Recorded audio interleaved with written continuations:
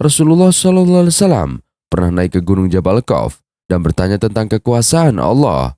Di sana, beliau mengetahui bahwa di bawah gunung ini terdapat 500 bukit yang dibuat dari air yang dibekukan, bukan es atau salju.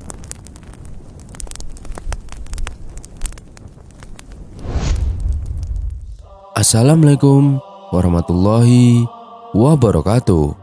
Sahabat beriman yang dirahmati Allah Subhanahu wa taala. Salah satu tempat yang penuh dengan misteri adalah Gunung Jabal Khawf. Di wilayah Gunung Jabal Khawf terdapat 500 bukit yang konon terbuat dari air yang dibekukan. Namun, bukan dari es atau salju seperti yang bisa kita temui. Konon, Jabal Khawf dianggap sebagai gunung terbesar yang menjadi induk bagi semua gunung di seluruh dunia. Namun, apakah ini benar adanya? Fakta mengenai gunung ini masih penuh misteri dan hanya beberapa orang yang memiliki pengetahuan tentangnya. Bentuk dan ukuran Jabal Khawf masih menjadi pertanyaan besar. Rasulullah SAW pernah bersabda bahwa di balik Gunung Khawf terdapat sebidang tanah putih yang luasnya seperti 7 kali lipat luas dunia. Di sana penuh sesak dengan malaikat yang memegang bendera dengan tulisan La ilaha illallah Muhammadur Rasulullah. Setiap Jumat malam, mereka berkumpul untuk merendahkan diri kepada Allah dan memohon keselamatan bagi umat Muhammad SAW. Namun, bagaimana Gunung Jabal Khawf diciptakan masih menjadi pertanyaan. Konon, gunung ini terbuat dari zamrud hijau yang mempengaruhi warna biru langit dunia. Bukit-bukit mengelilingi gunung ini ke segala penjuru untuk menjaga agar bumi tidak bergerak bergoncangan. Satu malaikat besar yang kuat menjaga gunung ini. Gunung Jabal Khawf juga memiliki peran penting dalam menjaga kestabilan bumi. Rasulullah SAW pernah naik ke Gunung Jabal Khawf dan bertanya tentang kekuasaan Allah. Di sana, beliau mengetahui bahwa di bawah gunung ini terdapat 500 bukit yang dibuat dari air yang dibekukan, bukan es atau salju. Ini adalah daya tahan terhadap lapisan-lapisan bumi agar tidak hancur terbakar oleh api neraka yang ganas. Gunung Jabal Khawf juga terhubung dengan keyakinan tentang surga seluas langit dan bumi. Ini menggambarkan kebesaran Allah yang menciptakan segala sesuatu dengan pasangan. Seperti langit dengan bumi, matahari dengan siang, dan malam, ini adalah tanda kebesarannya.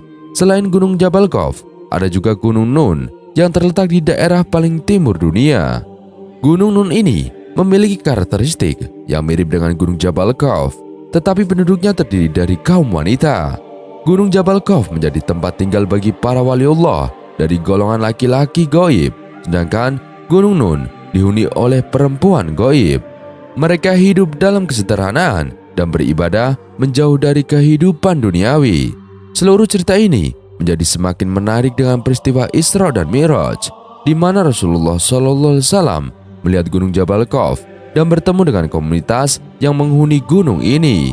Mereka adalah keturunan Bani Israel yang hidup setelah Nabi Musa alaihissalam. Mereka memiliki tata cara hidup yang unik, seperti tidak pernah tertawa, selalu membuka rumah mereka, memiliki masjid yang jauh dari pemukiman, dan menguburkan orang yang meninggal di depan rumah mereka sebagai pengingat kematian. Semua ini adalah bagian dari kehidupan mereka yang sangat berbeda dan diatur dengan bijak. Mereka menjalani hidup mereka dengan tujuan akhirat yang kuat dalam pikiran mereka. Akhirnya, ketika pertemuan dengan Rasulullah SAW berakhir, komunitas ini memberikan pesan dari Nabi Musa alaihissalam kepada Rasulullah dan beliau mengajar mereka tentang Islam dan Al-Quran. Pertemuan ini memberikan pandangan yang menakjubkan tentang kehidupan mereka yang penuh ketakwaan dan kebijaksanaan.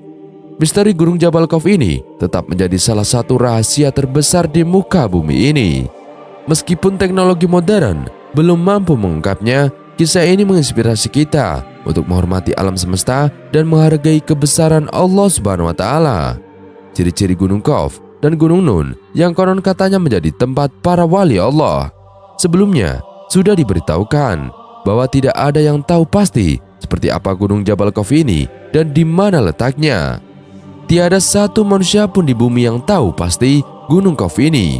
Banyak yang mempunyai pendapat keberadaan Gunung Jabal Khawf ini. Dalam bagian kedua ini, dan tetap dikutip oleh Bondowoso Network dalam unggahan video kanal YouTube Tafakur Fidin yang menjelaskan tentang tempat tinggal para wali Allah. Gunung Qaf merupakan suatu daerah yang gaib, tidak ada di alam nyata. Kehidupan di Gunung Qaf semuanya bersifat tersembunyi, dan sisi gaibnya pun setara dengan sisi gaib alam malaikat. Konon katanya, tidak jauh dari Gunung Qaf tersebut terdapat sebuah pulau, yakni Pulau Al-Khabir, tempat bertemunya dua arus air laut dan sungai. Di pulau itulah Nabi Khidir alaihissalam tinggal. Selain Gunung Qaf terdapat juga Gunung Nun. Gunung Nun terletak di daerah paling timur dunia. Ada yang mengatakan berada di daerah Pulau Kalimantan. Gunung Nun ini merupakan daerah yang hampir mirip dengan Gunung Qaf. Yang menjadi pembeda dengan Gunung Qaf adalah jika Gunung Qaf penduduknya semua kaum lelaki, sedangkan Gunung Nun semua penduduknya yang berjumlah 30 orang adalah dari kaum wanita. Penghuni Gunung Nun merupakan para perempuan gaib. Baik Gunung Qaf dan Gunung Nun, Bukit Merah, Pulau Al-Khadir, Tembok Zulkarnain, Danau Hayat dan berbagai alam para wali Allah lainnya. Hanya para wali dan orang soleh saja yang bisa pergi ke tempat tersebut. Gunung Qaf kotanya para wali. Ini menurut Syekh Muhammad Nazim Adil Al-Haqqani, gambaran penduduk Gunung Jabal Qaf pada tanggal 27 Rajab tahun ke-11 setelah Nabi Muhammad SAW diangkat menjadi Rasul, yang berarti beliau sudah berumur 51 tahun. Beliau dipanggil Allah untuk menghadap hari banyak dengan Isra dan Mi'raj sebagai tempat menyampaikan maksud tersebut. Padahal perjuangan Islam di kala itu menghadapi ujian yang sangat berat. Gangguan dan hina semakin hebat. Dengan demikian, peristiwa Isra dan Mi'raj dimaksudkan untuk menambah kekuatan iman dan keyakinan. Beliau sebagai Rasul yang diutus oleh Allah ke tengah-tengah manusia untuk menyampaikan risalahnya. Ketika Rasulullah menjalani Mi'raj, beliau melihat sebuah gunung yang cukup besar yang bernama Gunung Jabal Qaf. Ia berada di sebuah padang perak. Padang perak berkilau yang menghampar di belakang gunung itu, dan masih ada 70 gunung yang lainnya lagi.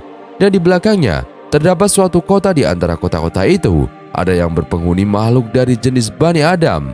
Maka setelah Rasulullah sampai di sana, mereka dengan serta-merta mengucapkan salam dan memuji atas kemurahan Allah Subhanahu wa Ta'ala yang telah mempertemukan mereka dengan Rasulullah, dan serta menyatakan keimanannya pada beliau. "Siapakah kalian? Tampaknya kami belum pernah melihat kalian." Begitu sapa Rasulullah di awal perjumpaannya. Maka seorang pemimpin mereka tampil maju ke depan dan menerangkan jati dirinya. "Kami merupakan komunitas kaum Bani Israel yang hidup setelah Nabi Musa alaihissalam diutus oleh Allah. Namun setelah wafat, terjadilah huru-hara dan perpecahan antara Bani Israel, sehingga dapat menimbulkan berbagai bencana yang begitu dahsyat. Pada waktu itu, tidak kurang dari 43 nabi terbunuh, sehingga masyarakat tidak lagi mengetahui mana yang hak dan mana yang batil." Saat Rasulullah berkeliling dan melihat rumah para orang di Gunung Qaf itu, terlihat dalam tipe yang sama dan terlihat rapi. "Yang mengapa?" tanya Rasulullah. "Masyarakat di sini," jawab mereka, "merupakan komunitas satu hati, duduk sama rendah, berdiri sama tinggi, berat sama dipikul, dan ringan sama dijinjing. Tidak sama dengan kehidupan yang berada di dunia manusia." Penghuni Gunung Qaf tidak mengenal perbuatan dosa dan tidak pernah melakukan dosa, karena penghuni Gunung Qaf sangat takut kepada hukuman Allah setelah kematian. Penghuni Gunung Jabal Qaf ini juga sangat taat beribadah kepada Allah Subhanahu wa Ta'ala dan menyerahkan semua kehidupannya kepada Allah, termasuk untuk masalah kehidupan sehari-hari dari urusan dunia.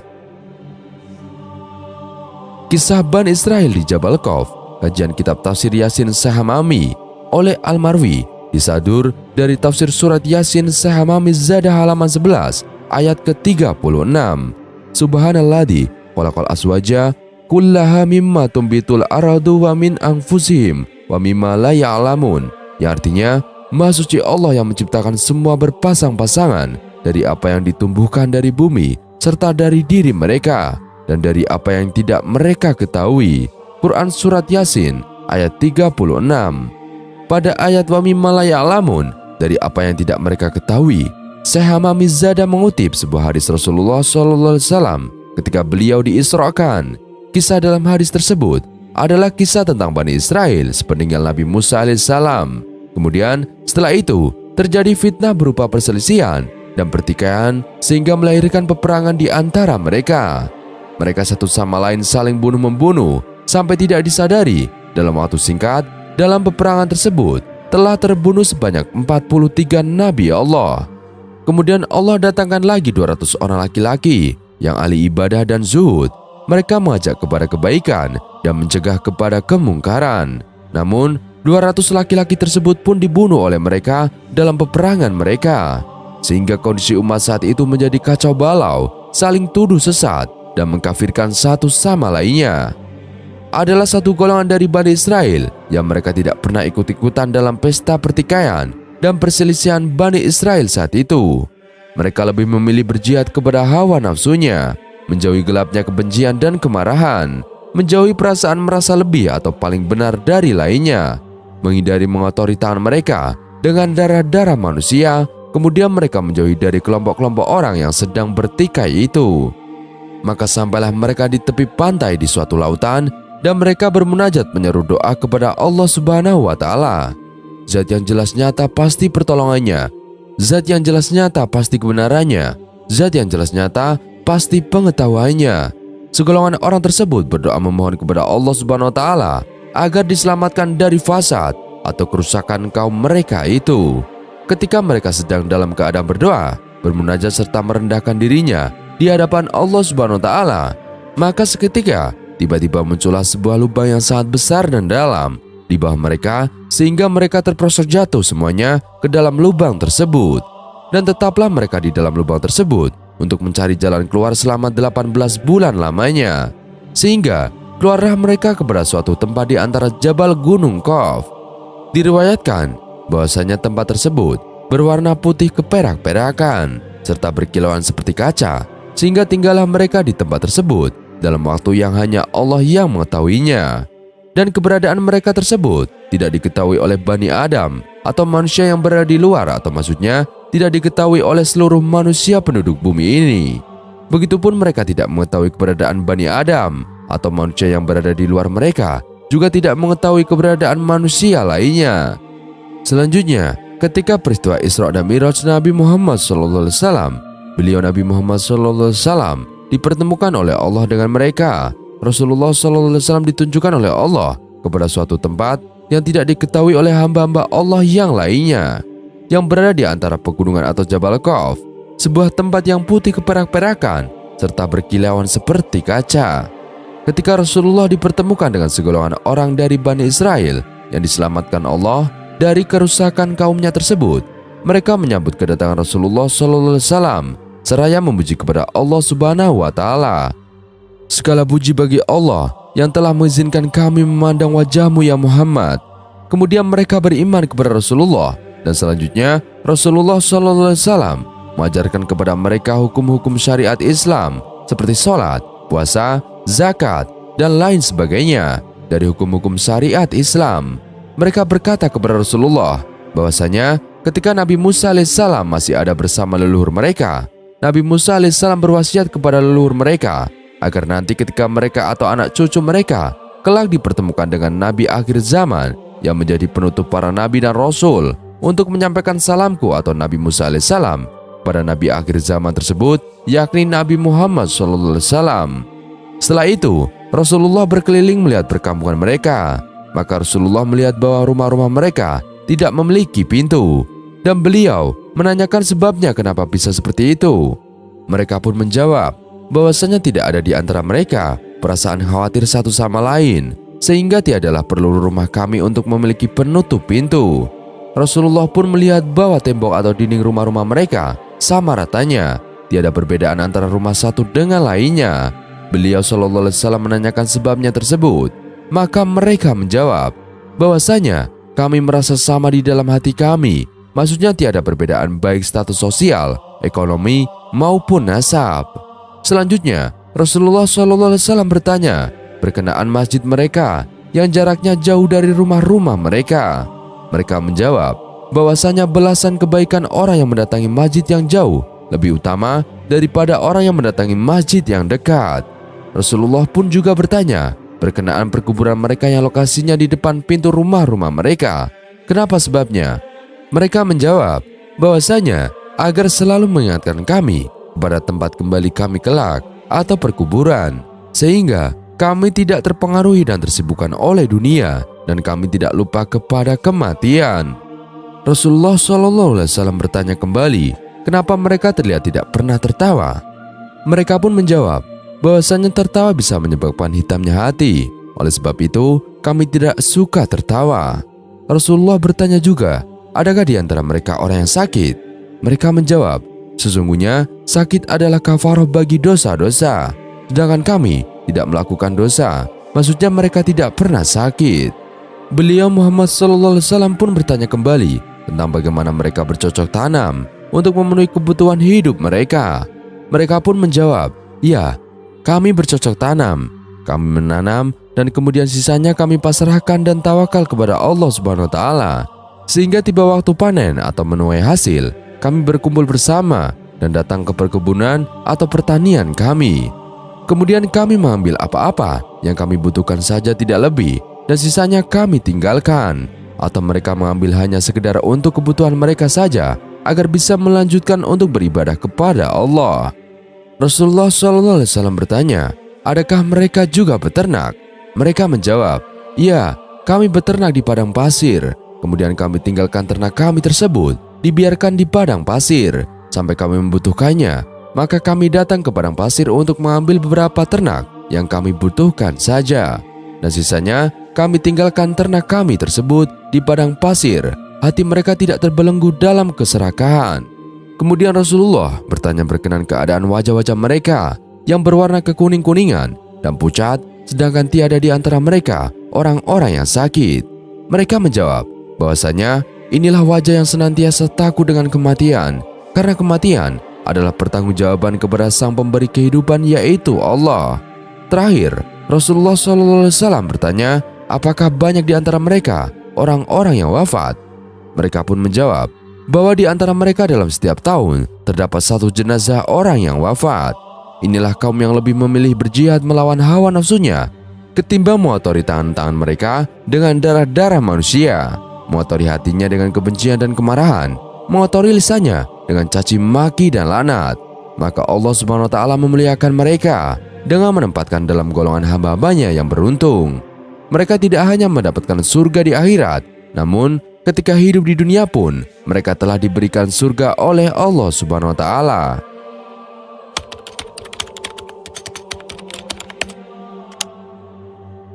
Gunung adalah salah satu ciptaan Allah Subhanahu wa Ta'ala. Sama dengan ciptaan Allah lainnya, gunung hadir dengan fungsi sebagai penyeimbang dan penahan bumi tempat manusia tinggal tidak berguncang. Hal ini tercantum dalam Al-Quran, surat An-Nahl ayat 15 sebagai berikut. Wa alqafil ardi rawasiyan ang tamidabikum wa anhara wa subulan la'alakum tahtadun, yang artinya, dan dia menjadikan gunung-gunung menancap kokoh di bumi sehingga bumi tidak bergoncang bersama kamu. Dia juga menciptakan sungai-sungai dan jalan-jalan agar kamu mendapatkan petunjuk. Dikatakan dalam tafsir Kementerian Agama, secara tidak langsung Allah memberikan nikmat yang didapat manusia lewat gunung. Gunung-gunung ini hadir agar bumi tetap stabil dan makhluk-makhluk yang ada di dalamnya dapat hidup tenang. Ada beberapa nama gunung yang jelas disebutkan di dalam Al-Quran. Mengutip berbagai sumber dan berikut nama-namanya. Yang pertama, Gunung Pelangi. Mengutip Detik Travel, Gunung Pelangi berada di area Taman Nasional Zhangye atau Danxia Geological Park atau Cina. Dinamakan Gunung Pelangi karena gunung ini memiliki spektrum warna seperti pelangi, merah, putih, kuning, hingga biru. Kuasa Allah memang tak terbatas dan ditunjukkan dengan Gunung Pelangi. Gunung ini pun disebutkan dalam Al-Quran surat Fatir ayat 27. Tidaklah kamu melihat bahwa Allah menurunkan hujan dari langit, lalu dengan hujan itu kami tumbuhkan buah-buahan yang beraneka macam jenisnya. Di antara gunung-gunung terdapat garis-garis putih dan merah yang memiliki beragam warna, dan ada juga yang berwarna hitam pekat. Jika merujuk pada surat Al-Fatir, ciri-ciri yang disebutkan mirip dengan penampakan dari Gunung Pelangi yang di Cina. Hal ini sebagaimana yang dijelaskan oleh Bunyamin Muhammad Yapid 39, pemilik Travel Anur, Ma'arif Makassar, saat berbincang dengan Detik Travel. 1400 tahun yang lalu, Al-Quran menceritakan di dalam surat Al-Fatir ayat 27, yang artinya kurang lebih seperti ini. Wa minal jibalil judud, di antara gunung-gunung yang Allah ciptakan ada yang bergaris. Garisnya apa? Bitun wa khomar, garis putih dan garis merah. Muktalifun alwanuhu bukan hanya garis putih dan garis merah saja, akan tetapi berbagai macam warna. Kalau dibahasakan bahasa kita, bahasa Indonesia, kita katakan pelangi, jelas Bunyamin ketika mengunjungi wisata itu pada awal Mei 2018 bersama rombongan Halal Tour Himpun atau Himpunan Penyelenggaraan Umroh dan Haji. Kemudian di sambungan ayat itu, yang anehnya adalah kalau pelangi tidak ada hitamnya, tapi di ayat ini ada diterangkan wa gharabi busud, bahkan ada yang hitam pekat. Nah, inilah mujizat Al-Quran yang beribu tahun lalu Allah sudah ungkapkan, yang diturunkan melalui perantara Jibril ke Muhammad SAW. Tapi baru tahun 2010 kemarin ditetapkan oleh UNESCO bahwa inilah situs warisan dunia. Kabar alumni Universitas Al-Azhar, Kairo, Mesir. Wallahu alam. Yang kedua, Gunung Sinai. Nama Bukit Tursina atau Gunung Sinai disebutkan beberapa kali di dalam Al-Quran. Salah satunya pada surat Atin ayat 2 yang berbunyi Wa Turi Sinin, yang artinya dan demi Bukit Sinai. Bukit Tursina juga disebutkan dalam surat Al-Qasas ayat 46 sebagai tempat turunnya peringatan pada Nabi Musa alaihissalam untuk disampaikan ke kaumnya. Dan tiadalah kamu berada di dekat Gunung Sinai ketika kami penyuruh Musa, tetapi kami beritahukan itu kepadamu sebagai rahmat dari Tuhanmu, supaya kamu memberi peringatan kepada kaum Quraisy yang sekali-kali belum datang kepada mereka, atau pemberi peringatan sebelum kamu agar mereka ingat. Mengutip buku Fizilal Al-Quran oleh Syed Qutb menjelaskan, Bukit Tursina atau Gunung Sinai adalah tempat yang sangat penting bagi Nabi Musa alaihissalam, sebab tempat ini menjadi lokasi terjadinya dialog antara Nabi Musa dengan Allah. Yang ketiga, Gunung Judi. Nama gunung yang tercantum dalam Al-Quran selanjutnya adalah Gunung Judi. Di dalam kitab tafsir ilmu mengenai ayat-ayat sain dalam Al-Quran mengatakan, Al-Quran tidak secara spesifik menjelaskan letak pemukiman kaum Nabi Nuh. Namun, menurut penjelasan Maulana Yusuf Ali dalam bukunya Tafsir Al-Quran, bukit atau Gunung Judi terletak di wilayah yang mencakup distrik Bohtan di Turki, dekat perbatasan negara-negara Turki atau Irak dan Suriah saat ini. Dataran tinggi dari rangkaian pegunungan Ararat yang besar mendominasi wilayah ini. Adapun di dalam Al-Quran, surat Hud ayat 44 hanya menyebutkan lokasi mendaratnya bahtera Nabi Nuh, yaitu Gunung Judi. Difirmankan, wahai bumi, telanlah airmu, wahai langit, hujan, berhentilah. Kemudian air pun surut, perintah pun selesai, dan kapal itu berlabuh di atas Gunung Judi. Lalu dikatakan, binasalah orang-orang yang zolim. Yang keempat, Gunung Qaf. Gunung Qaf adalah gunung yang keindahannya disebutkan dalam Al-Quran, surat Qaf ayat 10 dan 11. Ayat ini menyebutkan bahwa Gunung Qaf adalah tempat yang dikelilingi oleh laut dan bawah di atasnya adalah pintu gerbang menuju neraka atau surga. Dan pohon kurma yang tinggi-tinggi yang mempunyai mayang yang bersusun-susun untuk menjadi rezeki bagi hamba-hamba kami. Dan kami hidupkan dengan air itu tanah yang mati atau kering. Seperti itulah terjadinya kebangkitan. Dari semua gunung yang ada di dunia, Gunung Qaf masih menjadi gunung yang amat misterius. Belum terungkap baik di mana letaknya dan juga bagaimana bentuknya. Yang kelima, Gunung Kaum Samud. Kisah kaum Samud dan Nabi Saleh alaihissalam tercantum di dalam Al-Quran. Saksi bisu dari kisah ini adalah gunung-gunung yang dipahat menjadi rumah di lembah Hijr. Pada masa itu, Nabi Saleh alaihissalam diutus kepada kaum Samud agar mau menyembah Allah Subhanahu wa Ta'ala. Kaum ini mendirikan istana dan memahat gunung-gunung untuk dijadikan rumah mereka. Namun, karena tidak percaya kepada Allah Subhanahu wa Ta'ala, kaum Samud ditimpa gempa dan menjadi mayat-mayat berkelimpangan di tempat tinggal mereka. Berkenaan dengan peristiwa ini, termaktub dalam Al-Quran, surat Al-A'raf ayat 74. Yang artinya, ingatlah ketika Allah menjadikan kalian sebagai pengganti-pengganti sesudah kaum Ad dan memberikan tempat bagi kalian di bumi. Kalian mendirikan bangunan-bangunan megah di dataran rendahnya dan memahat gunung-gunungnya menjadi rumah. Oleh karena itu, renungkanlah nikmat-nikmat Allah dan hindarilah melakukan kejahatan di bumi dengan berbuat kerusakan. Gunung merupakan salah satu ciptaan Allah yang banyak tersebar di permukaan bumi. Sekilas terlihat bahwa gunung yang menjulang tinggi tersebut berada dalam posisi diam, padahal setiap gunung bergerak. Perihal pergerakan gunung telah dijelaskan melalui Al-Quran, jauh sebelum para ilmuwan melakukan penelitian sains. Dalam surat An-Naml ayat 88, Allah Subhanahu wa Ta'ala berfirman, "Dan kamu lihat gunung-gunung itu, kamu sangka dia tetap di tempatnya, padahal ia berjalan sebagai jalannya awan.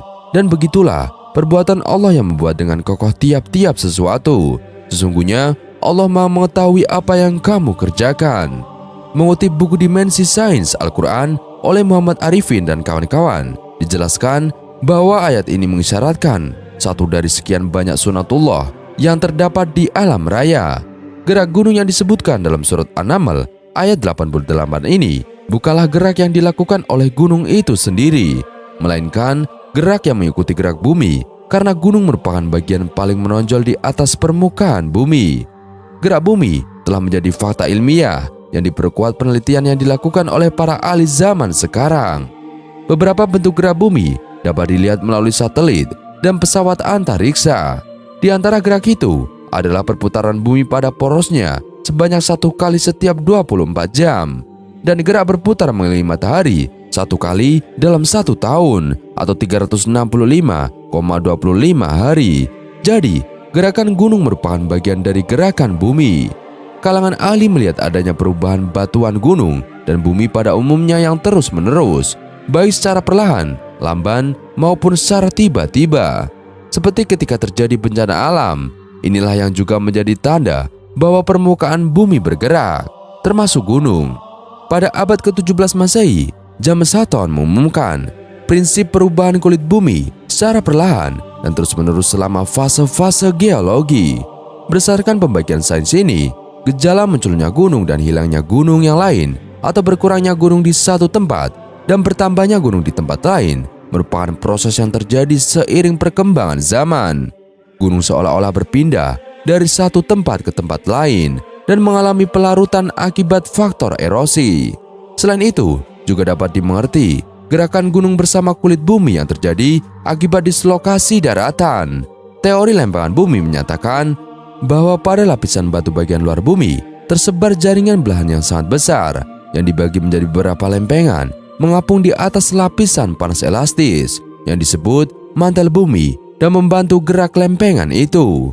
Gunung bergerak bersama lempengan dengan gerakan yang amat lambat yang tidak dapat diketahui oleh manusia, sehingga manusia mengira gunung diam. Akan tetapi, sains membuktikan gunung itu bergerak sepanjang jutaan tahun. Diperkirakan, gerakan terus-menerus yang sangat lambat itu berkisar antara 112 cm per tahun dalam sebuah gejala yang disebut dislokasi daratan. Gunung bergerak bersama lempengan-lempengan bumi selama bertahun-tahun. Jadi, anggapan bahwa gunung itu tetap diam dan tidak sesuai dengan fakta ilmiah atau hanya berupa perkiraan belaka. Oleh karena itu, Al-Quran Surat An-Naml ayat 88 mengungkapkannya dengan kata tasabuha, kamu mengira, sesuai dengan tingkat pengetahuan umat Islam ketika diturunkan Al-Quran. Ayat-ayat Al-Quran tentang gunung. Selain surat An-Naml ayat 88, terdapat beberapa ayat lain yang juga menjelaskan tentang gunung. Gunung yang dalam bahasa Arab disebut Jabal ini telah disebutkan dalam Al-Quran sebanyak 39 kali.